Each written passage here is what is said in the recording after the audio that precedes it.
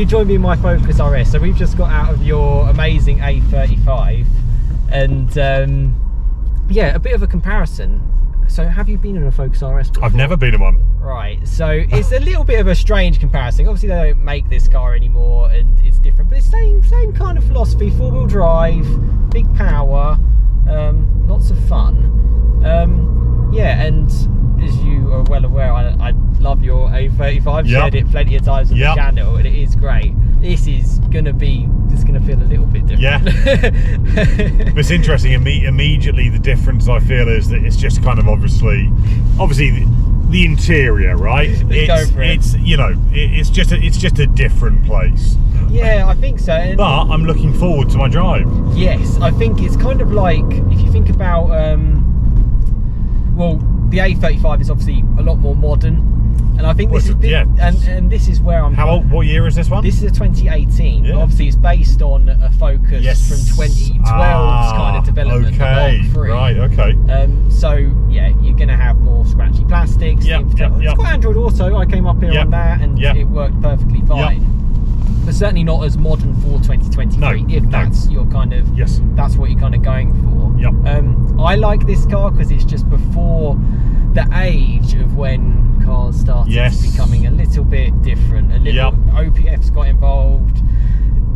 Lots of things changed. Prices of cars changed.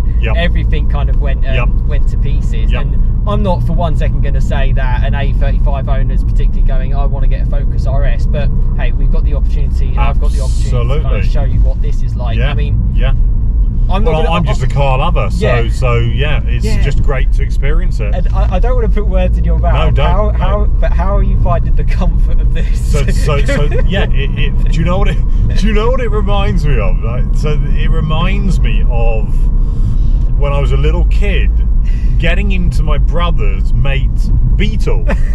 It just feels really kind of like, you feel quite compact in here, and it just feels quite sort of huggy. Feels quite huggy. It's quite hard, isn't it? It's quite hard. The seats are quite full on with the Recaros. Yeah. So they're full buckets on these. But no, it just feels quite stiff, doesn't it? Do you know this has got adaptive as well, but it goes firmer.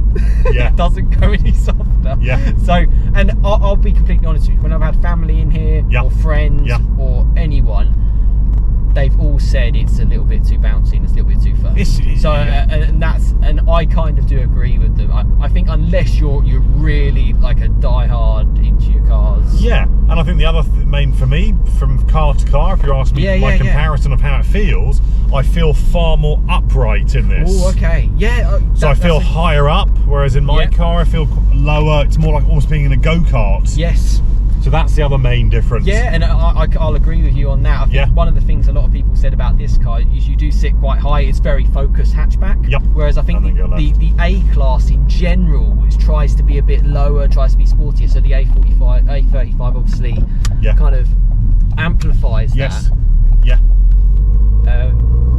But I tell you the other thing, the thing that I love is that I love the way the exhaust is constantly purring. Yeah, and it always makes you feel like you just want to push it all the time. It does have that egging you on kind of mentality. Although I drove down here, it's about 35, 40 miles, just on a cruise, 35 mpg, you know, it was just cruising traffic, 50, 60, 65 miles an hour. Yeah. And I can kind of restrain myself, but I think a lot of people... it's the same, when you've had your car for a little while, you get used to it, you've no doubt had your fun in it, and, you know. For sure, and actually for normal people who get Focus RS's, it's not as loud as this, because this obviously has an exhaust on it. So that's a different exhaust that normally comes on. So this is a Miltech sports cat exhaust. So that's aftermarket, is it? Yes, and the car is... Interesting. Revo Stage 2, so it's 440 horsepower. Oh, okay. As opposed so whoever had this before has done a lot of work to it. They spent about 10 grand on it from what I saw on the receipts. And saw nothing back for it. Unfortunately, saw nothing back. They had obviously a lot of miles, miles of fun. Yeah. In the car, because it's done a few. This car, 60,000. A normal Focus RS is loud, but I wouldn't say it's massively louder than yours in terms of like because yours does make pops and bangs. Yes, I think it's more because I think I think it's more just the tone of the exhaust. Yeah, this has got like a drone, I guess. This is almost, as I said, it's almost always switched on. There's like a sort of a murmur coming from it, I guess. I do have it in sport mode. I can put it in normal, which does basically, it doesn't shut But no, the general sound, let me open the window. Yeah. No, the general sound doesn't really sound any different. My car has the same sort of murmur going on. It's just a different tone. It's a different tone. It's nice to hear. We're both kind of on the same kind of page in terms of not quite there with electric. No. And like I was at a car meet this week, and I'll be honest, I can't imagine a car meet of electric car owners personally. I mean, how's that going to work? It's not great. No, I think the next couple of years is going to be your last time to buy the latest model of a petrol variant of your favourite car, and then I think they're going to stop doing them. Like they've already said the Golfs they're stopping after. Well, they're stopping. What was it after the Mark? There's going to be no Mark 9. Yeah, exactly. No Mark 9. And they're just seemingly stopping everything. They're stopping the Ford Focus in general. Yeah. And they're stopping the Ford Fiesta. Oh, they don't make this anymore. Yeah. Well, they don't make an RS anymore. I don't know what this guy's doing. And like you say, they're discontinuing models all over the place. Yep. Hatchbacks just don't seem to exist. Well, no, they've said the 8.5 facelift of the VW will be the last Golf. And I would probably say, similar to your A-Class, are they going to keep that hatchback going? Because how is that going to work with the electric and the hybrid? I don't know. Well, I think they're saying on the facelift of the A35, maybe A35 and A45, I think the engines are exactly the same, but there might be some degree of electric extra feature to the engine to make it a bit of a hybrid. I'm not sure, but yeah, I would imagine that will be the last kind of hoorah for the A35 and A45, and then it will go electric. That's weird. That's because that'll go for the next 3 or 4 years or 5 years, and then they're not going to make another one, are they?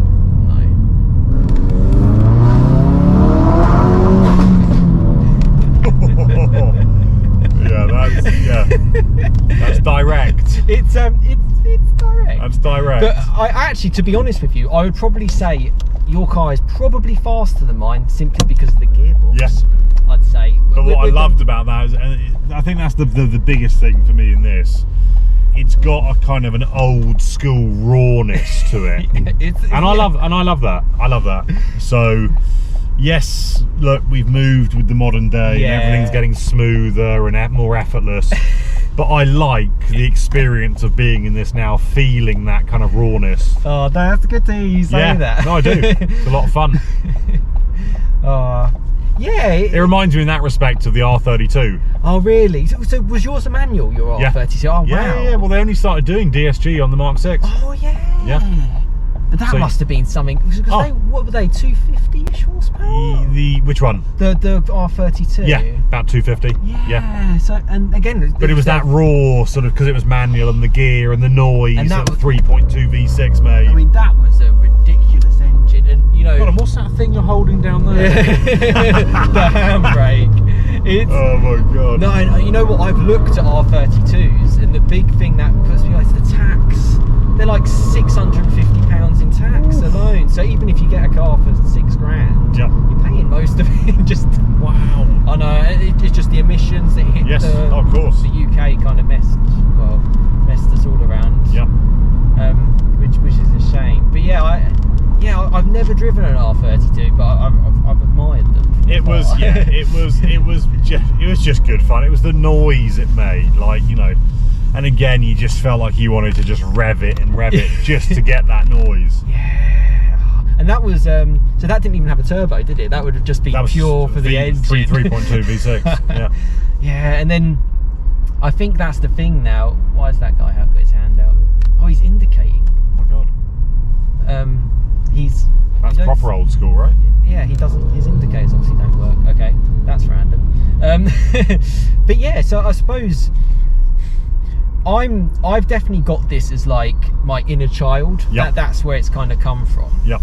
But I do recognise as I get older, it might not necessarily be the thing that will work. Well, I think it's good that you've got it and you're having your fun with it, and then when you've had enough of it, you'll part ways with it and get something else and move on. I think that's the thing. I feel where we are in sort of like the car market is just such a balance, and it's almost sorry to interrupt, Sam, but I think there's some bad traffic up there. So what do you reckon? Right? I reckon go right, and then we'll do a U-E and come back. I'm with you. Because that leads up to the A3, and it just seems fairly congested. Right. Oh, Ferrari. Yeah. Yeah, no, that makes a nice G-Wagon. It's a lovely area, by the way. Obviously. Oh, you see so many of those around here. So many of those around here. Stick the handbrake up. Yeah. Oh yeah, so I get a bit of carbon fibre in this. So this is Ford trying to be something good, because this is the Edition. Yeah. Yeah. You get if I can concentrate with my keys while I'm talking, you get. I'll leave that on camera. Yes, I can mess up a gear change. That was real world there. Real world trying to drive. Oh yeah. Yeah. So a few little bits to try to make this a little bit more refined. Now you're also going to see how horrendous the turning circle is in this car. Is that it? Yeah. So if you have a look, this is it. This is me full lock. And that is a big space we've had to turn into there. Yeah. And that for me would put it off as a daily for me. I can't even like. No, that's tough times. I can't do like 90-degree turns. Yeah. So I'm kind of like. Yeah, it wouldn't take you long to get sick of that. No, and I'd risk like curbing the wheels and all that kind of stuff. So it's just like, this doesn't work as a daily. Whereas yours, I felt like, to be honest with you, it worked as an A-Class, just as good as an A-Class, 100%. I would say. Yep. I don't think you have as many compromises as you do in this. No.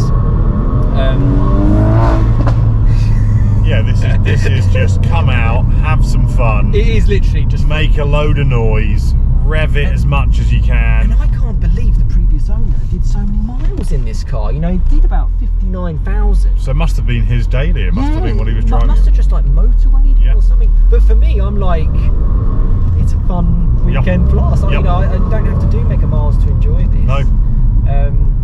No, I think quite the opposite. You'd probably prefer it more doing less miles. Yeah. Oh yeah, massive. I don't want to get into the routine of just trickling down the M25 all the time. And it does work as that little, car, that second car. Yes. I think that's the thing. I would really struggle to have this as a one car, because I'd be like saying to friends and people like, oh, I can't park it here. It's a bit too out there. Yeah. Whereas yours, certainly in the colour that you've got it in, even with the wing, can blend in. It does work as a sophisticated car, and they don't need to know that you could. Obviously, it's got over 300 horsepower, four-wheel drive, and it will fly around anything.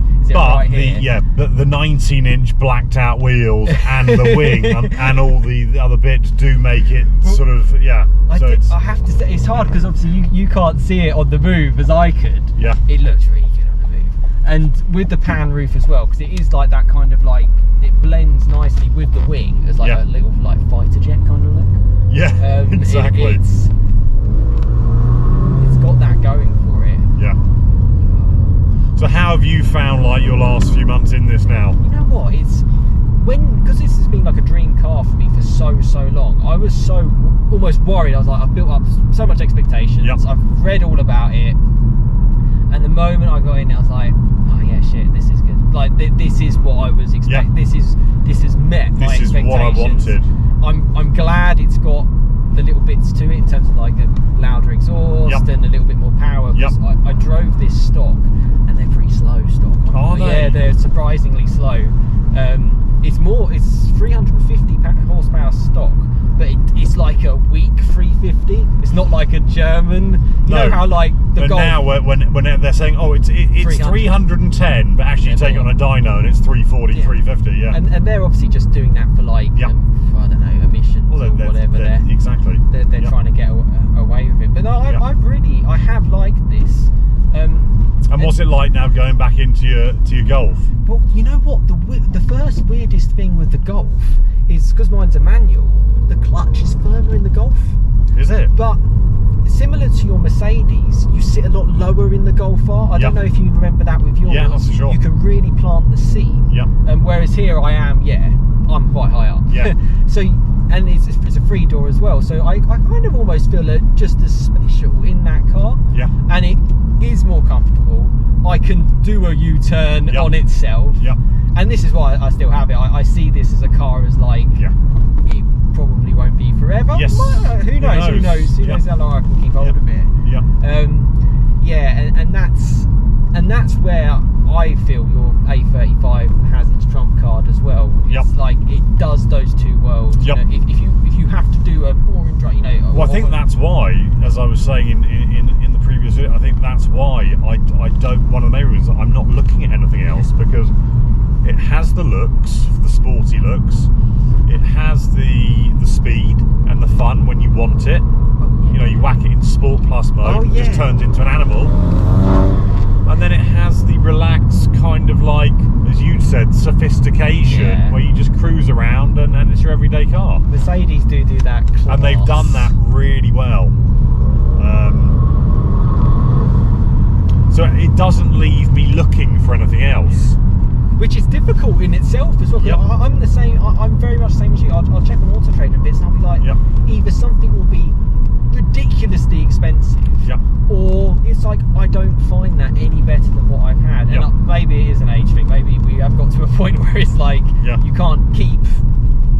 You know, what else are you kind of looking for in a car? I mean, I got mine. I think it was just over 45. Mine.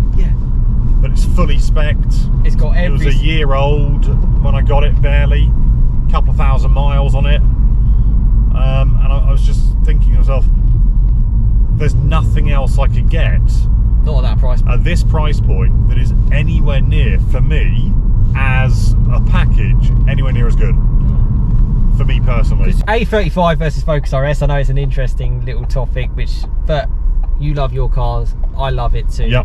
This is, but I think for both, it's not really a daily. This no, one. but it is great fun, and you can have a lot of fun in it, and I'm glad to have experienced it. I'm glad to have you along as well. But really good, mate. Cheers, guys, and thanks again, and subscribe. More content to come.